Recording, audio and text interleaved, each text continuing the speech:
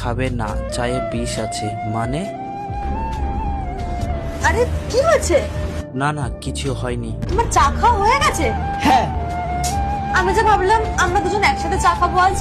আরে তুমি ফোনে কথা বলছিলে তাই আমি চাটা খেয়ে নিলাম। ভালোই হয়েছে, খেয়ে নিয়েছো। দাও। আমার মাথাটা অনেক ঘুরছে, বুঝতে পারছি না কি হলো। কি হয়েছে তোমার? শরীর খারাপ লাগছে? রাহুল, রাহুল, যাক, যেটা প্ল্যান করেছিলাম সেটা হয়ে গেছে। মন্দিরা, আরে তাড়াতাড়ি ওঠ। দেখলি তো, তুই তো আমার সাথ দিচ্ছিলিস না, এখন আমি একা হাতেই সবটা করে নিয়েছি। যাই হোক, প্ল্যানটা কিন্তু সাকসেস হয়েছে। লেট করিস না, আমার ননদ চলে আসবে এক্ষুনি। আরে কোথাও একটু লুকাতে হবে, নাহলে ধরা পড়ে যাবো। তাড়াতাড়ি আয়।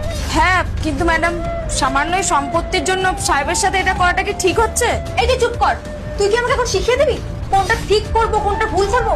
একদম চুপ কর, একটাও কথা বলবি না। আর শোন, এত বড় সম্পত্তিটা কম ভাবছিস নাকি? আরে আমি না নিলে সব আমার ননদ নিয়ে নেবে। আর শোন, এমনিতেও আমার সাথ দিসনি, আর তোর কথা শুনলে আমার মনে হয় এই সম্পত্তির একটাও হানা খুলে আমি পাবো না। তাই যেটা বলছিস সেটা তাড়াতাড়ি কর। আরে ধর তাড়াতাড়ি। হ্যাঁ ম্যাডাম।